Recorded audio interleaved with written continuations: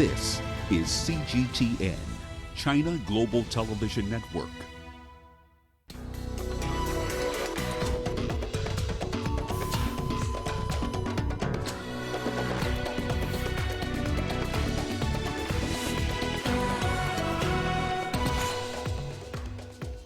How soon will a COVID-19 vaccine become available as cases worldwide cross the 3.5 million mark? African countries cautious of COVID-19 resurgence amid the loosening of lockdown restrictions. And in our continuing series, we look at innovative responses in Africa to the coronavirus pandemic. Hello and a warm welcome to Africa Live on CGTN.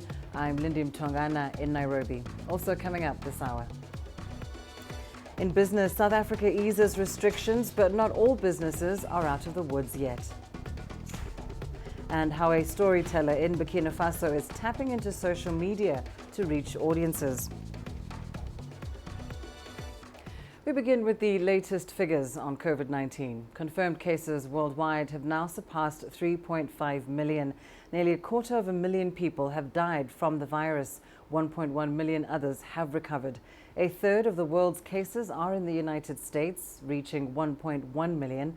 Nearly half of the global infections are in Europe. Spain has seen the most with 217,000 cases, but Italy has suffered the most deaths on the continent with 28,000. The United Kingdom has Europe's second highest death toll. Turkey's confirmed cases are now at 126,000. The Chinese mainland reported 3 new infections on Sunday, all of them being people returning from abroad. U.S. President Donald Trump says he believes a vaccine for the coronavirus could be available by the end of the year. Vaccine has never gone like it's gone now. We're so far ahead of any vaccine ever in history. You know, these things would take 2, 4, 5, 6 years, 10 years. I think we're going to have a vaccine. I'm telling you, by the end of the year. Well, the country's leading health official, Dr. Anthony Fauci, has said if a vaccine is developed soon, it could be in wide distribution as early as January.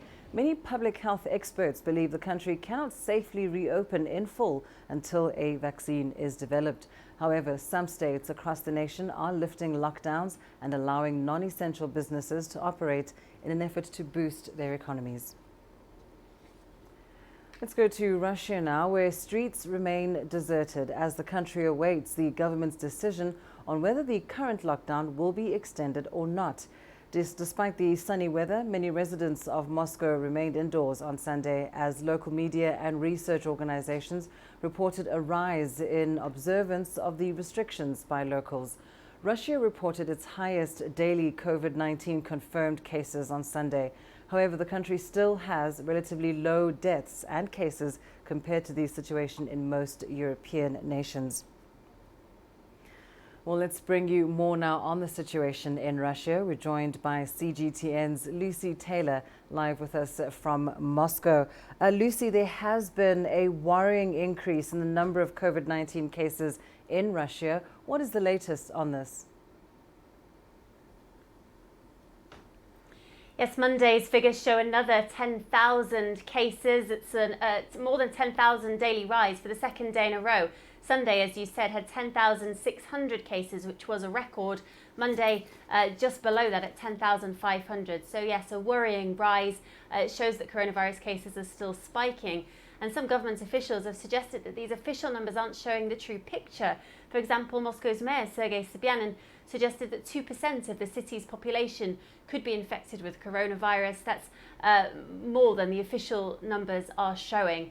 One glimmer of hope, though, is those relatively low number of deaths. 1,356 deaths reported so far attributed to the coronavirus. If those figures prove accurate, as you say, that is lower than other neighbouring European countries. But we are starting to see signs of the system getting difficulty. There are reports, for example, of hospitals running out of bed spaces, of ambulance crews struggling to keep pace with the number of people who need to be taken to hospital. So any rise in figures, if it continues to spike in this way, as President Putin has suggested it might over the next 2 weeks, that could be very worrying for Russians across the country. And so, Lucy, then what is the response from government? Are there any new measures being put in place to try and slow down the spike in cases of the coronavirus? And has a decision been made on whether or not to extend the nationwide lockdown? Well, President Putin has asked officials to consider the exit strategy to this lockdown after the May holidays. This first week of May is a national holiday anyway in Russia. But Russia has been in some sort of lockdown for several weeks now. Travel in and out of the country, for example, has been restricted for several weeks. Here in Moscow, where half of the infections are, there is a partial lockdown. There are a very small list of reasons why one can go out on foot, and to go out by car or by public transport, you need a digital pass to show the reason for your trip. But the restrictions vary across the country. President Putin has given that responsibility to regional governors because he says the scale and stage of the outbreak varies across the country, and because of the size of Russia, one of the biggest countries in the world, that must surely be true. So the restrictions are different across the country, and region by region they are varying. But President Putin and other government officials very keen to start lifting those restrictions in part to at least make a plan as to how that might happen to help the economy. But whenever these infections continue to rise in this way, it's difficult to see how those restrictions could be lifted in any significant way. Lucy Taylor, thank you so much, joining us there live from Moscow. Let's head now to Côte d'Ivoire, where Chinese medical experts have arrived to assist the country in battling the COVID-19 pandemic. The team was invited from neighboring Burkina Faso, where they recently completed a mission. Côte d'Ivoire has so far confirmed nearly 1,400 cases and 17 deaths. Daniel Arab Moy has that story. It has been a tough call for Côte d'Ivoire amid rising coronavirus cases. The arrival of these Chinese medical experts is a welcome boost to the country. After our stay in Burkina Faso, we are here at the request of the Ivorian government to support Côte d'Ivoire in its fight against COVID-19. Our delegation is composed of 12 members. They're all doctors from Xinjiang. Some work with the Center for Disease Prevention and Control, while others come from the Public Health Commission. All of them are qualified professionals. They gained experience during the fight against COVID-19 in China. Today, they're happy to be able to share their experiences with their Ivorian counterparts, because through togetherness we'll defeat this disease. It's hoped that the team's success in Burkina Faso will be replicated here.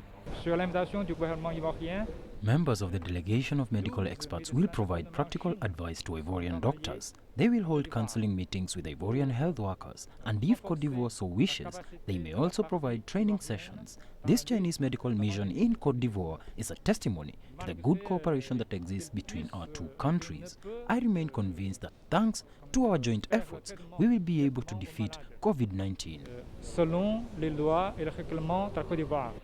China has already set the pace with its successful handling of the coronavirus pandemic. It's this beaten path that Côte d'Ivoire hopes to walk through. No colleague. Chinese doctors confronted with the disease much earlier, and that makes them one step ahead of us in the management of COVID-19 patients. Indeed, when the Chinese doctors were taking care of their first cases of COVID-19, Côte d'Ivoire had no cases and therefore did not know how to deal with this disease. Given the experience and expertise they have, it is important for us to know how they dealt with the disease in their country so that we can do the same here.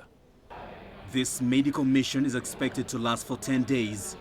It exemplifies China's solidarity with Africa as the continent battles the coronavirus pandemic. Daniel Arab Moy, CGTN. Tunisia has received much-needed medical equipment to tackle COVID-19 from the World Public Economy Organization and the Silk Road Mediterranean Organization, the two institutions whose core work is to strengthen ties between Tunisia and the People's Republic of China, delivered specialized medical machines and protective gear. Here's CGTN's Adnan Chouachi with the details from Tunis. The military plane departed from Chengdu in China and landed at the military base in Tunis, near Tunis Carthage International Airport.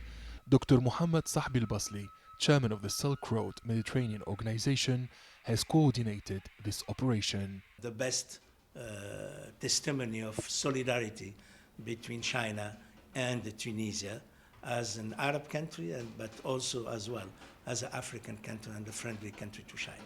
320,000 face masks, 21 respiratory devices, and 5,200 protective glasses, as well as protective gear and disinfectants, will be distributed across Tunisia.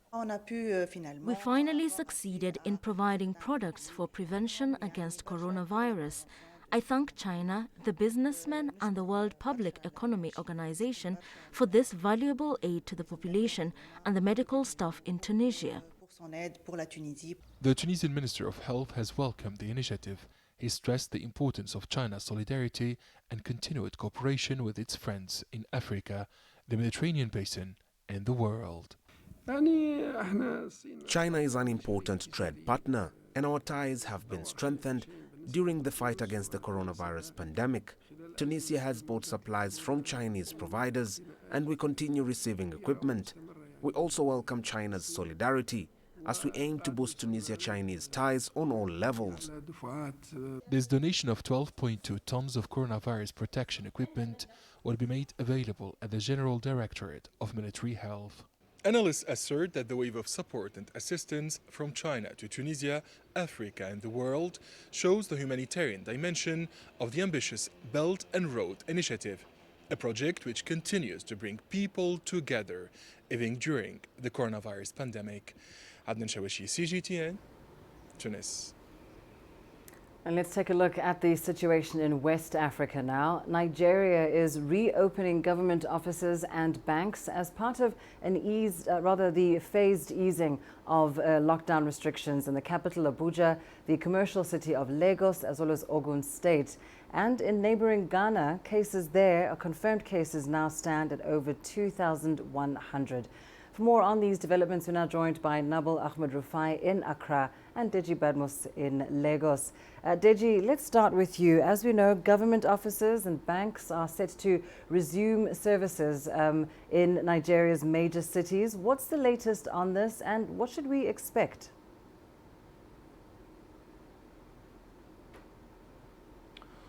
Well, of course, people are back at work, but not every office is open. Some people are still exercising caution, and for some of the offices that have opened, they've not allowed all their staff back at work. So people are still monitoring. There's still that fear because over the past week now, we've had a spike in the number in Nigeria, especially in Lagos, where the numbers keep actually going up. And so during this period, we've had some people who have actually questioned the wisdom of easing on the lockdown. But of course, banks are not allowing people into, there's a percentage of people they're allowing into their banking hall.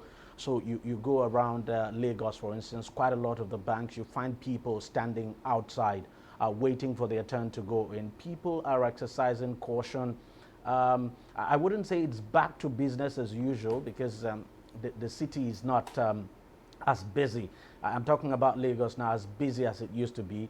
I guess people are still monitoring the situation. They want to take their time, watch before they actually they decide whether they want to come out fully or take a retreat, because as I said, the numbers are going up, and so people are really not confident. Even though there's that easing of the lockdown, people are really not coming out. Besides, government offices in Lagos are not open yet. They would open tomorrow, but not all the workers would be allowed to come to work. Only senior civil servants would be allowed to come to work. So that's exactly the situation here, and we just wait and see what happens. Everybody's eyes are basically focused on the numbers, the number of confirmed cases. Now the numbers are going up, so people are a bit worried.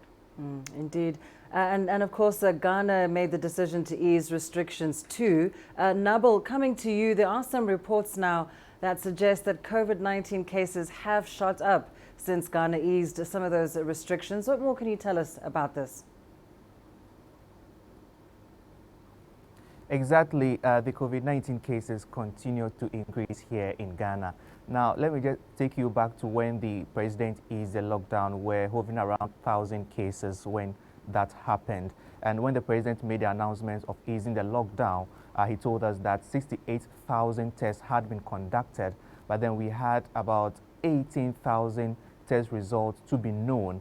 And out of this, we know now that some of these results are coming out. That's how come we are now seeing the cases jump from 1,000 as of the time the lockdown was eased to now over 2,000. Just Sunday, we were told that 95 cases were also confirmed, and it's also had to do with about 3,000 cases out of the 18,000 outstanding test results that were pending. This has actually come out with these 95 new cases. So certainly we are going to be seeing a lot of new cases from now because we still have a backlog of results at the moment. But we are not recording much community spread cases, and all that we are seeing now is the results from the 18 outstanding cases that the president announced when he eased the lockdown, Lindy. Right. And Deji, coming back to you, as we heard there from Nabil, a rise in cases since the easing of some of those restrictions. Could this be a cautionary tale for Nigeria? I mean, what measures are being put in place to ensure there isn't a resurgence of COVID-19 cases?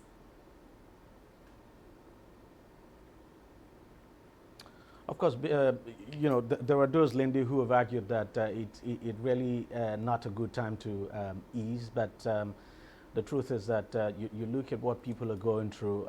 The government just took that decision because there was basically nothing it could do. And so what the government has done is, this is not a total easing, as you know. For instance, in Lagos, markets are not... markets are allowed to open on alternate days. What the government has done is that food markets would open 3 days in a week, and then markets where they sell other wares would be allowed to open 3 days in a week as well. So that's part of the measure taken by the government now to contain, you know, to prevent any spread, if you like. Mass gathering is still not allowed. Of course, commuter buses are allowed to work, but they're not allowed to carry more than 2 passengers on each row of their seats. Churches are not allowed to open too. All these are measures the government is taking to prevent spread. And people, compulsorily now, people must go out. When they go out now, they must put on their face mask. Everybody's wearing their face mask around the city. And then they are still trying to scale up testing as well. More isolation centers are coming up. All these are measures taken by the government across the country now, not just the Lagos state government, various state, all the state governments now taking all these measures to try as much as possible to prevent the spread. But Lagos is very particular because, as you know, it's the epicenter of the outbreak in the country, and the government has said it is determined to enforce the guidelines now, because the government actually issued a guideline now that the government says it is determined to ensure that the guidelines are strictly adhered to, and hopefully if the guidelines are actually adhered to, then we just might be able to escape a spike. But there are those who are actually worried that, look, if you're getting high numbers at this time, it just may not be the best time to open. But come on, people have also got to survive. So you have to do some kind of balancing act, which I think that's what the government has done. Indeed. Let's go back to Nabil in Ghana. You know, we are now looking at 2,000 cases, over 2,000 cases in Ghana. Are we likely to see the reimposition of lockdown measures? And how is the government planning to contain this possible scenario? Indeed, we are likely to see these cases shoot up further because we still have a backlog of some thousands of test results that are yet to be released. But then one thing that the government is concerned about is the community spread of the cases, which we've not yet started seeing an exponential amount of community spread. There are some parts of the country that are now seeing new cases, and the government says it's actually doing contact tracing to see how best it can bring the situation under control. And the government is setting up isolation centers in all 16 regions so that when we start experiencing any community spread, then the facilities will be readily available to contain such situation. But then the president has actually said he will not hesitate to lock down any part of the country that will now start seeing increased numbers of COVID-19. So although we are now seeing the ease of the lockdown, there is a caveat to that, that when we start seeing any high numbers of COVID-19 in some parts of the country, those areas will actually go back to the lockdown. We know that now we have only 12 regions out of the 16 regions in Ghana that actually have the cases of COVID-19. 4 regions are actually free, no cases recorded as yet, and Accra continues to remain the epicenter of the COVID-19 cases, and we are not seeing any much community spread. But then one thing is certain, if Accra or the other city, Kumasi, should start seeing increase in community spread of COVID-19, then the president will be compelled to bring back the lockdown in these areas. Lindy. Thank you so much, Nabil Ahmed Rufai, joining us there live from Accra, Ghana, and thank you also to Deji Badmus, live with us there from Lagos, Nigeria. Now, authorities in Somalia say a spike in the number of deaths in recent days could be attributed to the coronavirus. Health officials say failure to boost the country's testing capacity means undetected cases and deaths may have gone unreported. CGTN's Abdulaziz Bilo has more now from Mogadishu. Local authorities are reporting an unprecedented surge in the number of deaths in recent days, with up to 500 people estimated to have died in the past 2 weeks, raising fears that government estimates only reflect a small percentage of actual deaths from the coronavirus pandemic. We have shared our findings with the COVID-19 task force on the number of deaths recorded from 19th April to 1st May. Today, 32 people were buried in Mogadishu. The highest was 49 and 22 the lowest. At this rate, we estimate that almost 500 people died in a span of less than 2 weeks. Over the weekend, the country's health minister announced additional cases.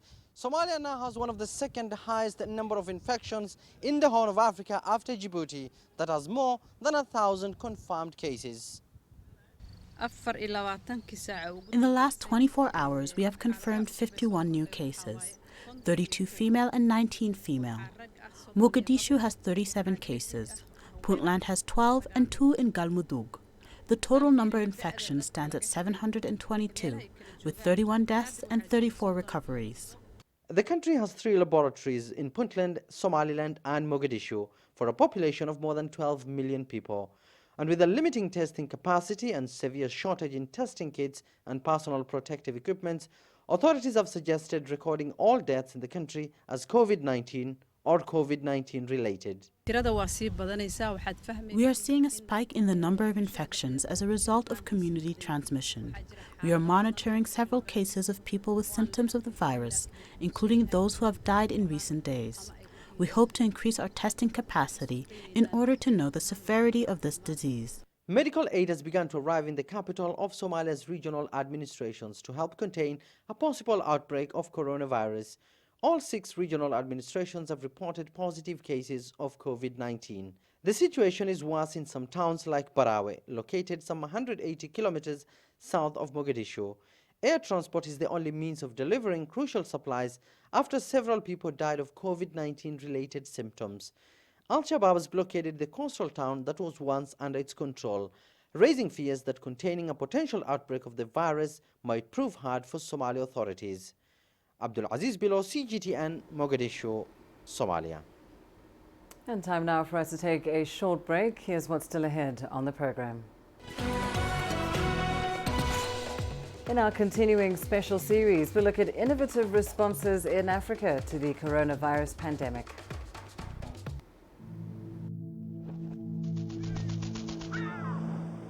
How will your world change today? What happens here? What happens there? Or what you make happen for yourself. If it matters to you, it matters to us too. Your stories are the stories that need to be told. Africa Live. Find your voice.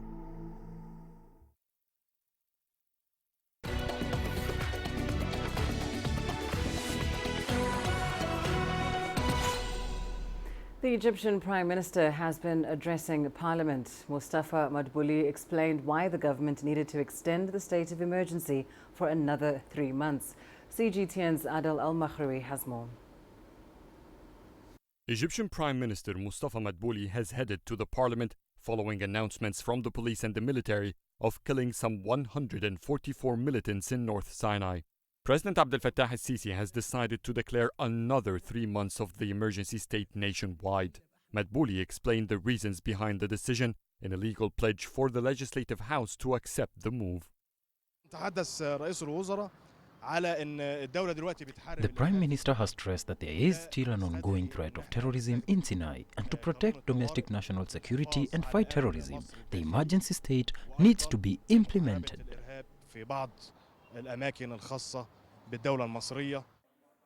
The Prime Minister has also debriefed members of Parliament about the measures needed to face COVID-19. He stressed that there is still need to suspend education for the rest of the school year, as well as take additional exceptional measures. The emergency state enables the government to do so.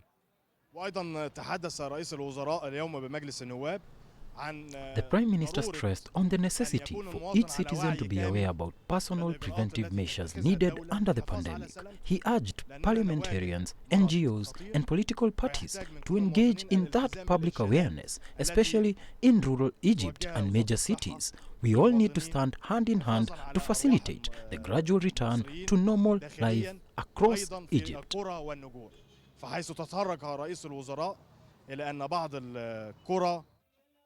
Madbouli vowed that the additional powers given to the government from that state of emergency will be used in moderation to balance between maintaining security and preserving personal rights and freedoms. This is the 13th extension to the state of emergency. Terrorism triggered it in 2017. This is the first time in history Egypt declares it for a health crisis. Adel Al-Makhraoui, CGTN, Cairo. And we continue now with our special series on how the coronavirus pandemic is affecting communities across Africa. Today, we focus on innovations emerging in response to COVID-19.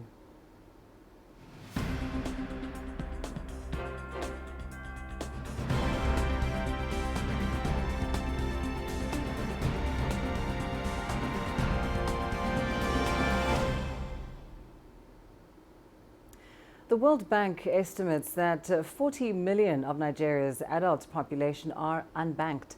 The COVID-19 pandemic could be an opportunity to widen access to financial services. CGTN's Deji Badmus reports on how this could be done through digital and mobile banking platforms. Nothing better highlights Nigeria's financial inclusivity challenge than what is going on here. Senior government officials distributing raw cash to the poor as palliatives over the economic hardship caused by the outbreak of the COVID-19 pandemic. With most of the recipients not having bank accounts, the government had to resort to handing out raw cash, not minding the health implications at this period and the possibility of the recipients getting robbed of their money. The beauty of electronic is we see it. This person gets 10,000 naira in their account. There is an electronic trail. Audit can happen. At this rate, the audit is how much was withdrawn and how much they said was distributed. With widespread criticism trailing the process, the government has since stopped it and now says it is considering using bank accounts and telephone lines in making the transfers, another process with its own challenges, since not all the intended recipients have bank accounts. I don't see why we should not be able to onboard customers via USSD and, enlarge the pool. Over time, we would worry about how to get them to register their fingerprints and some of the other information that they cannot capture via this means. Experts say the situation simply presents the government with the best opportunity to develop the country's mobile money platform and digital pay. The central bank has been driving this process for some time, but we haven't actually get to where we should be. But this COVID-19 crisis, our pandemic, has made it even more imperative now to step up or to scale up what we are doing in this area. Imagine every Nigerian had a mobile money wallet today. The whole issue around palliatives and getting it across to everybody would not even come up. In December last year, the central bank issued licenses to 15 mobile operators as part of its financial inclusion drive. But with the mobile money operators relying on agents to facilitate their services, it's been difficult for the agents to work as a result of the lockdown imposed by the government. The central bank came out to say that if you are a financial institution under their regulation, they listed out different categories. Come and get this exemption letter. I do think that for mobile money platforms, they should not shy away from this. As long as you are a registered mobile money operator, please reach out to them, get this letter, and pass it across to your agents, because now more than ever, Nigerians need these services. Some experts have also suggested this is an opportunity to bypass the agents and reach the customers directly. But others have warned that illiteracy level at rural areas and poor network infrastructure could make that idea unattainable at the moment. Deji Badmos, CGTN, Lagos, Nigeria. The COVID-19 pandemic has prompted creativity in countermeasures. In Uganda, university students have developed a hands-free washing station to promote hygiene and save water. Leon Senyange has those details. This automatic water dispenser is the innovation of 3 students. It was motivated by the increase in use of hand washing points amid the coronavirus outbreak. One has to put the hands, the machine automatically detects the hands, and it triggers the water to open, our tap to open, and either if someone uses the soap the same way as the water dispenser does, so if you put your hand, it detects the hand, it washes. If you remove the hands, it also detects that the object is not around, it's not available. The gadget is powered by solar energy. While it is in use now, it still remains a work in progress. When you look at the system, it is kind of big and it might not be easily operatable due to the tangled wires everywhere. So we think of making this thing portable, smaller. The students hope to produce more machines. Once complete, they could cost about $25 a piece. The innovators of the hand washing machine say their gadget can be useful in a place like this, where hundreds constantly get in contact, even at a hand washing point. Close proximity has been a major concern for many. Most of us have been holding on to jerry cans while washing. We could still get the disease. With the machine, I can wash my hands without holding anything. That way, you cannot spread the disease. The country's health ministry has advocated for regular hand washing as a measure to prevent the spread of the coronavirus. And these students' ingenuity could help save as much water, but also many lives. Leon Senyange, CGTN, Kampala, Uganda. Tanzanian designer Tamara Ringo always loved fashion and entrepreneurship. Her products with African prints have attracted many clients, but the COVID-19 pandemic has shifted her focus to helping the fight against the spread of the virus. CGTN's Daniel Kijo tells us more. Saba Collection was launched a year ago and has sold African-inspired items across Tanzania. But now the team is trying to ease the face mask shortage in Tanzania by producing them. The founder, Tamara Ringo, says that at first she struggled to get a market. We got a lot of criticism, and it's because people didn't understand, like, how can a mask be washable? How can you reuse the mask? But despite the ability to reduce the chances of COVID-19 spreading, Tamara is clear that the masks they're producing are not medical grade. The Dar es Salaam Regional Commissioner is urging people to wear masks in public, or if they can't afford that, a face covering instead. But while masks may stop carriers from passing it on, there is still debate over whether they are the most effective tool to beat an outbreak. The government has taken coronavirus mitigation measures like limiting movement, closing schools, and cancelling gatherings, and asking everyone to start wearing masks. With a box of 20 masks now priced at $30, most Tanzanians are improvising. We're told to keep changing masks every 4 hours. I can't afford to frequently change masks. I decide to use this cloth to protect myself even better. I bought my mask at a tailor for only 50 cents. I decided to use this mask because I won't lose it easily like the shop ones. I can just wash it, iron it, and reuse it. People like Tamara believe that any face mask, even a homemade one, is better than nothing. We need to do this more to help people, though it's business as well. So it's a mixture of everything. So we are trying to help the society, at the same time we are trying to make a bread on our plate. Tamara has already sold more than 3,000 masks over the last month.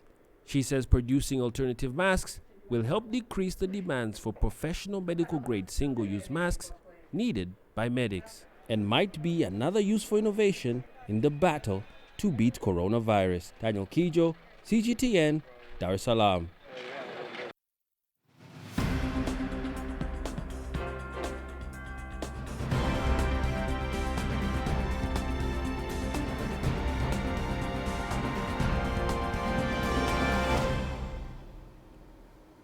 Your business news up next on Africa Live.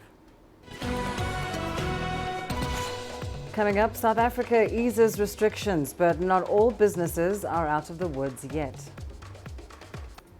Africa is the nexus of enterprise, and global business will tell you why it matters. From the mega investment projects to multi-billion-dollar mergers and acquisitions. Africa today collects, just in terms of revenues from taxes alone, $545 billion a year. If you take 10% of that and you devote it to the energy sector, problem solved. All this on Global Business, weekdays at this time on CGTN.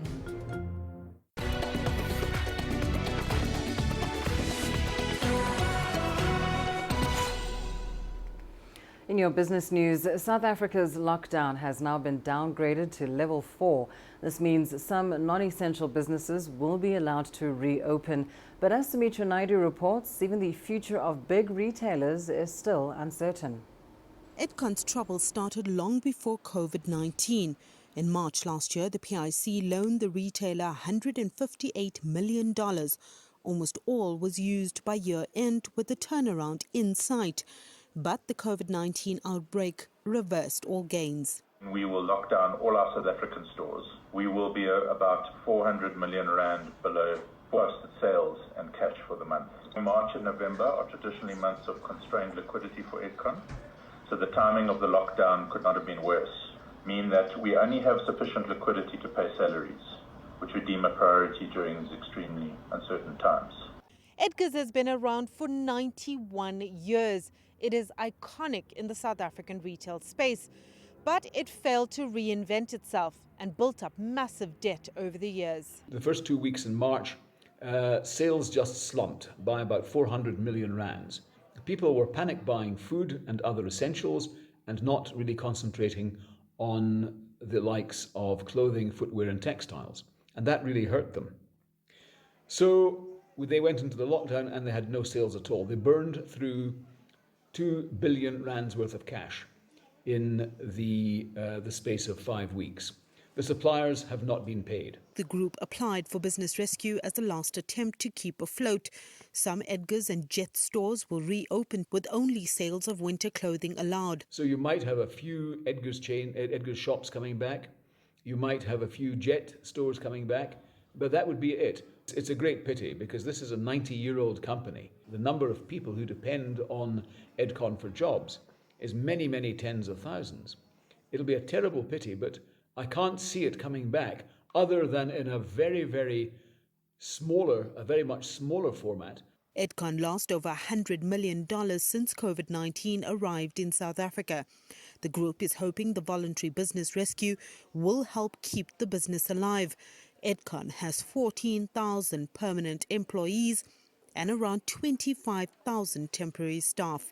Sumitra Naidu, CGTN, Johannesburg, South Africa. State-owned South African Airways remains under bankruptcy protection despite its business rescue practitioners setting a deadline for workers' unions to consider a retrenchment process. Angela Coppola takes up the story. The airline is in deep debt to the tune of $500 million. It's also spent $194 million since January.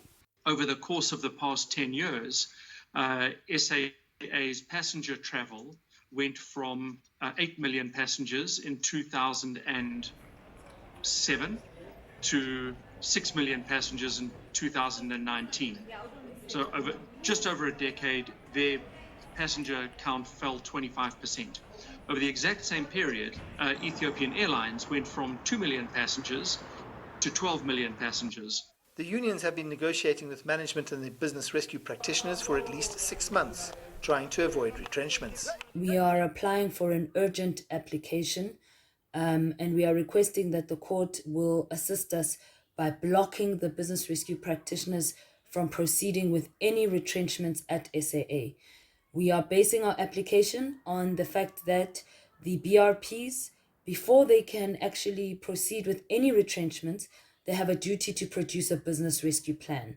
But some question SAA's underlying business plan and strategy and whether a country needs a state-owned airline. One of the reasons why it is so old-fashioned is that for a very, very long time, all the way back to the origins of the airline industry, the modern airline industry, airlines have required state sponsorship or some form of sponsorship. It is a very, very tough industry. Despite this, the unions want the airline and SA Express to continue, perhaps in a different guise, and are in the fight of their lives. We are fighting to ensure that these airlines continue and that they can be saved, which is why we are continuing with our engagements with the Department of Public Enterprises in order to find a permanent solution for our state-owned entities. They can be saved. We believe that they can be saved, and we're doing everything in our power to defend them. The airliner is on life support, and yet the shareholder has found money to appoint an international aviation consulting firm to help it design the airline's new architecture, seemingly leaving the business rescue practitioners out in the cold, and taxpayers more perplexed than ever. I'm Angelo Coppola for CGTN in Johannesburg, South Africa. Well, let's head over to the US now, where almost half of American states are loosening restrictions and reopening some businesses. But health officials warn reopening too quickly could backfire. CGTN's Jim Spellman has more. The U.S. has passed a grim milestone, more than 1 million confirmed cases of COVID-19. We continue to mourn with thousands of families across the country whose loved ones have been stolen from us by the invisible enemy.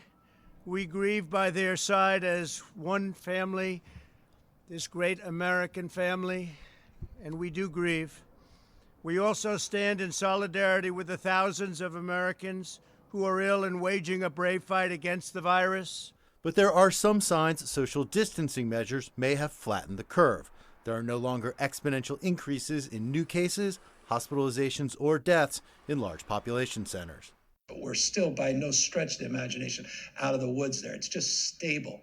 We're not seeing substantial declines. President Trump has consistently sounded more optimistic than his medical advisors. I think what happens is it's going to go away. This is going to go away. But a vaccine is months away at best, and there is still no known effective treatment. So it's not going to disappear from the planet, which means as we get into next season, in my mind, it's inevitable that we will have a return of the virus, or maybe it never even went away. The virus has gutted the U.S. economy, unemployment up by record numbers, and GDP down by levels not seen since the financial crisis of 2008.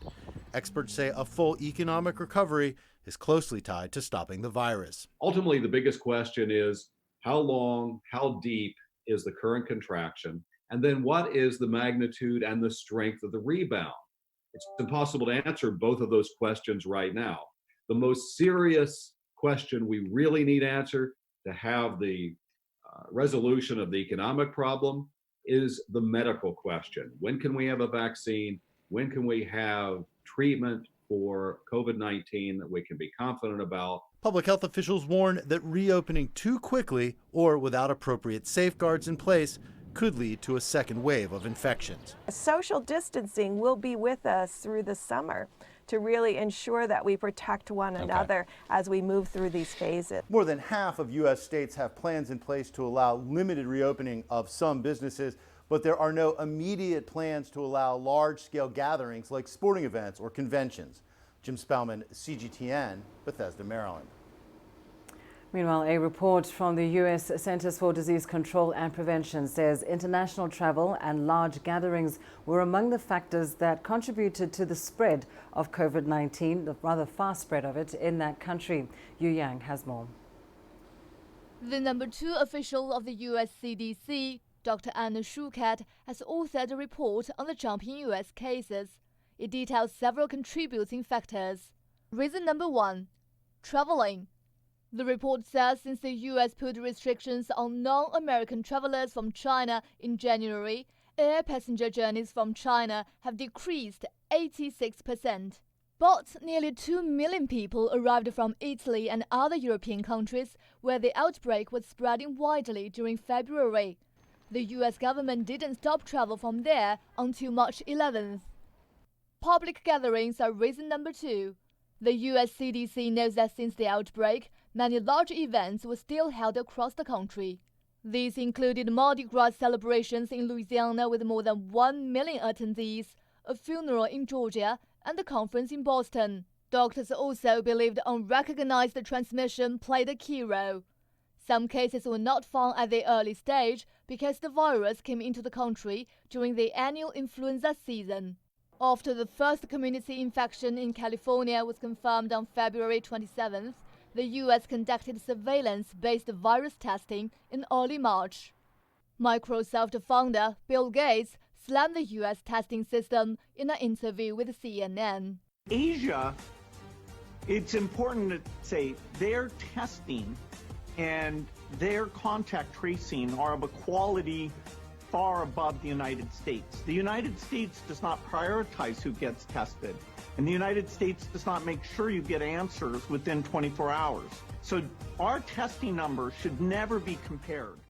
And President Donald Trump continues boastful tweets saying our testing is much better than any other country in the world. But U.S. allies disagree. Canada's National Post finds data shows the country's early cases were coming from the U.S., not China. And Australian Prime Minister Scott Morrison said most of the cases in his country were also from the United States. Yu Yang, CGTN. Let's take a short break. Here's what's still ahead on the program. Coming up, how a storyteller in Burkina Faso is tapping into social media to reach audiences.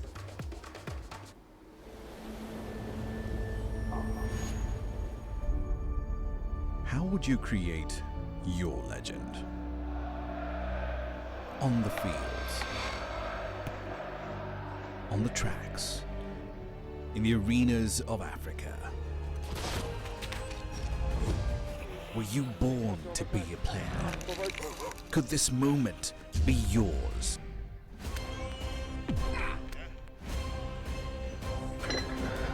Sports Scene. Find your game.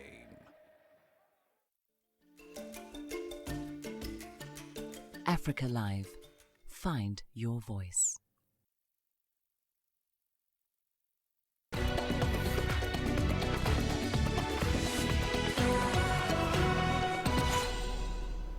We start in Burkina Faso now, where one storyteller is offering live online shows every night during the country's ongoing curfew.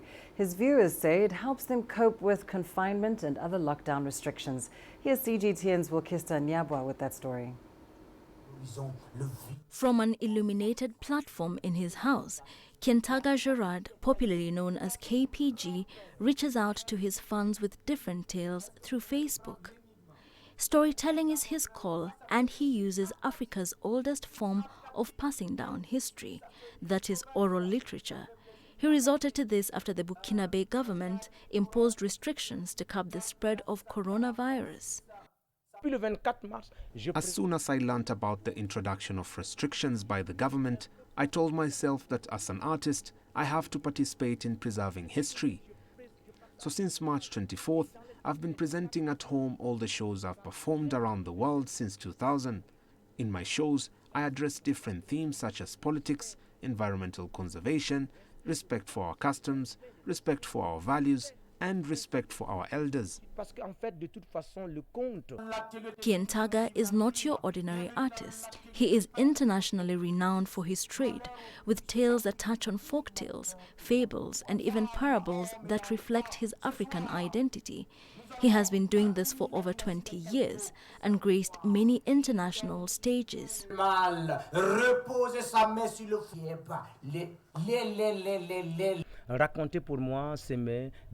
Telling the story for me is to pass down what doesn't belong to me. There are so many stories that are buried inside us. These stories need to come out. No story can be confined. Today I keep in touch with this audience that follows me all over the world, from Canada, Tahiti, Guyana, Europe, the Middle East and Africa. So it's a real pleasure to stay in touch with my audience.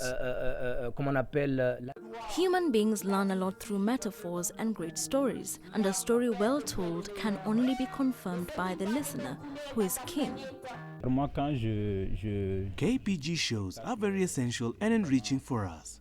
Since the beginning of the confinement, every evening we follow him with a lot of interest because his stories teach us a lot about our culture.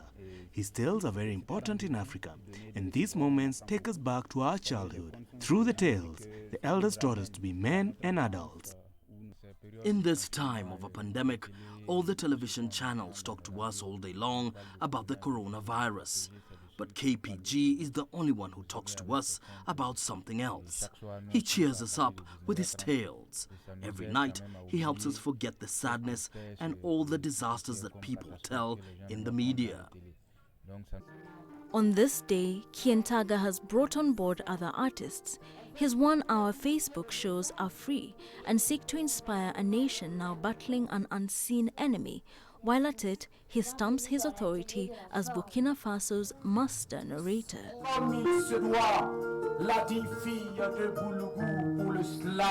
Wilkes Anyabwa, CGTN. Let's take a short break. Your sports news up next.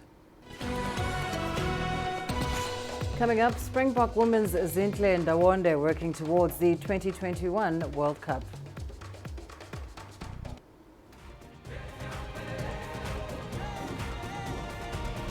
Africa Live. Find your voice.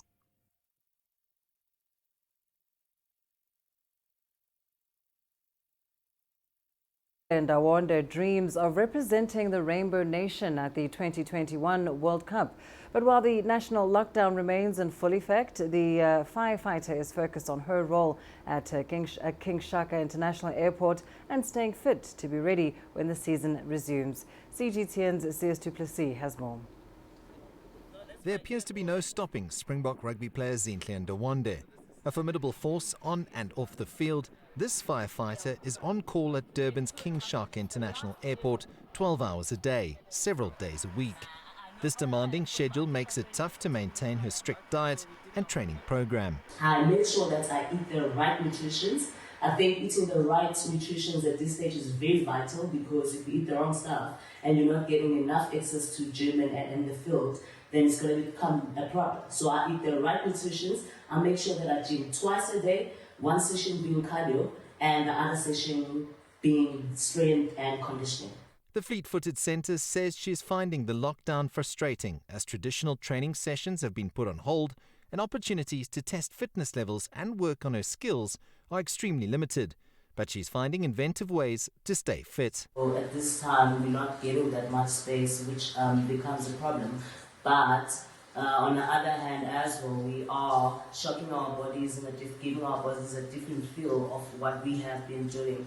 But as we move towards the World Cup, we are focusing on conditioning as well as fitness. So it really is frustrating that we can't be on the field and run around in the ball and actually get to run and see how our conditioning and fitness levels are.